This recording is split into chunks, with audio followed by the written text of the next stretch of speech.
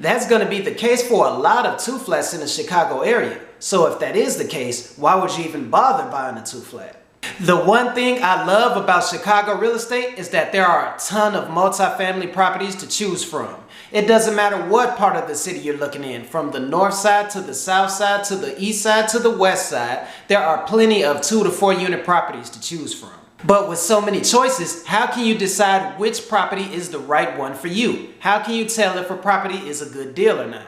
If you research on the internet how to determine if a property is a good deal or not, you end up looking at so many formulas that you swear you're back in a high school algebra class. Don't worry though, I'm going to show you in this video an easy way to figure out if a property is a good deal for you or not. I've worked with a lot of property owners and investors over the years who are making good passive income off of multifamily properties, and not once have I ever heard them mention any of those fancy formulas. In reality, you only need one simple formula to determine for yourself if a property is a good deal or not for you. All you need to know is the monthly income the property generates minus the monthly expenses of the property. That's it. Your monthly income is basically the monthly rent that you collect from the building. If the building is already rented out, just find out how much each unit is renting for, and that's your monthly income.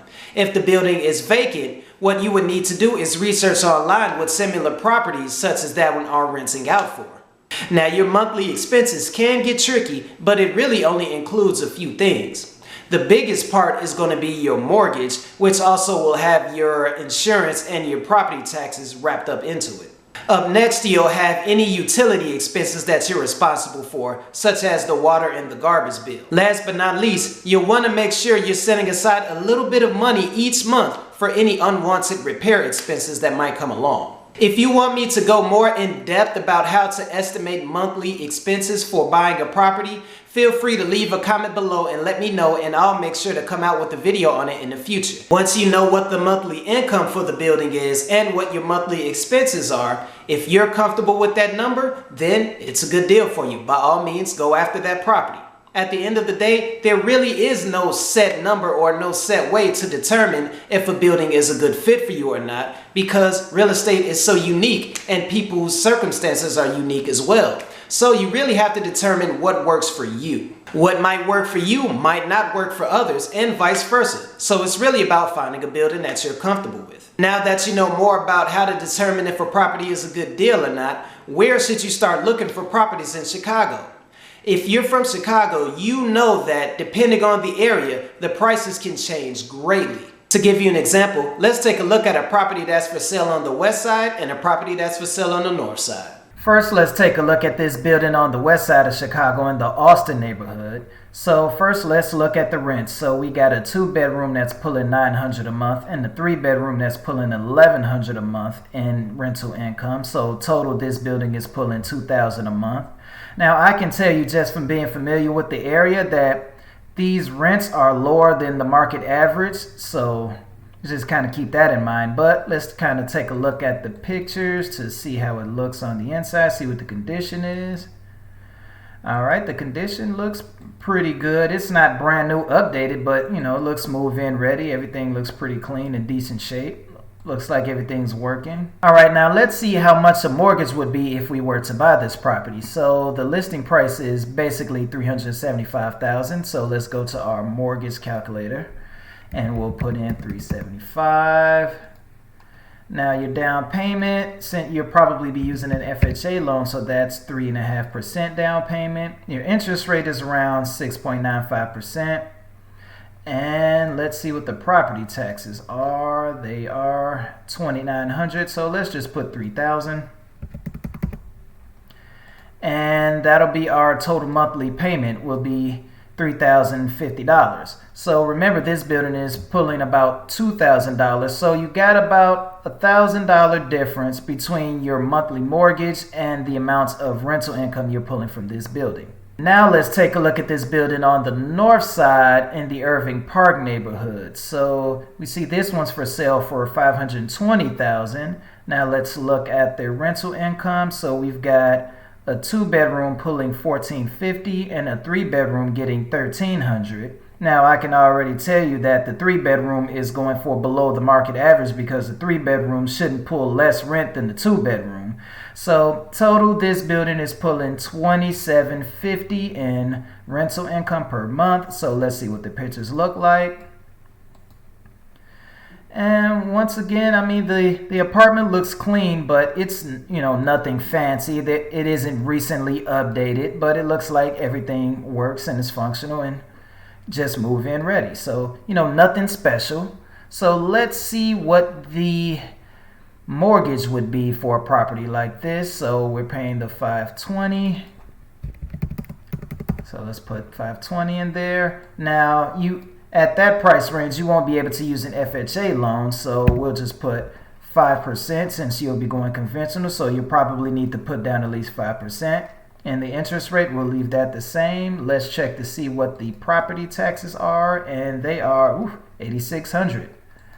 So that's a big difference from the $3,000, right? So we'll put in the $8,600. And you'll see your total monthly mortgage would be $4,460.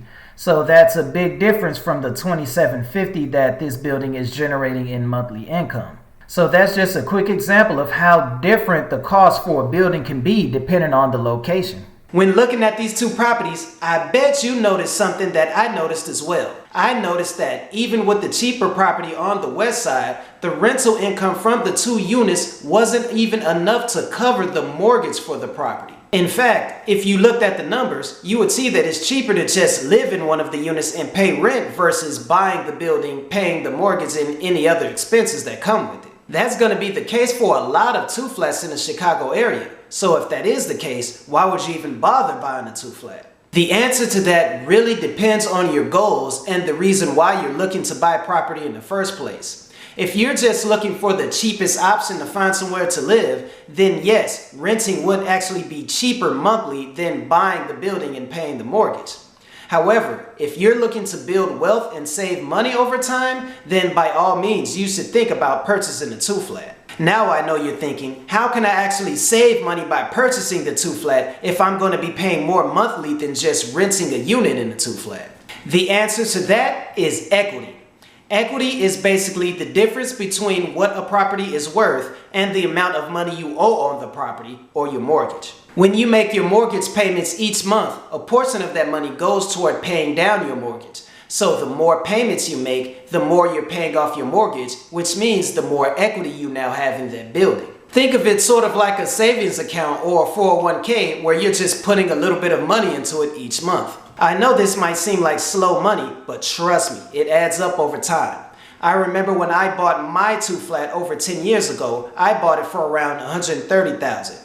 I've been paying off my mortgage every year, and now I only owe $100,000 on it. So that's an instant $30,000 that I've now saved up in equity, and I really didn't even think about it. I've just been living in the building and basically paying my mortgage. That's it. If I would have instead just rented out the building, I would have been able to save absolutely zero from it because that money is just spent. It's gone. The next thing we need to talk about is appreciation, which is basically a fancy way of saying your real estate property should be worth more in the future than it is today. In Chicago, real estate on average has appreciated somewhere around 5% in the past few years. So for example, let's take a look at the properties that we just looked at and let's estimate what they should be worth within the next, let's say, 5 years. For the building on the west side, if the building is worth the asking price, which is $375,000, and it appreciated by 5% over the next 5 years, that building would now be worth $393,750.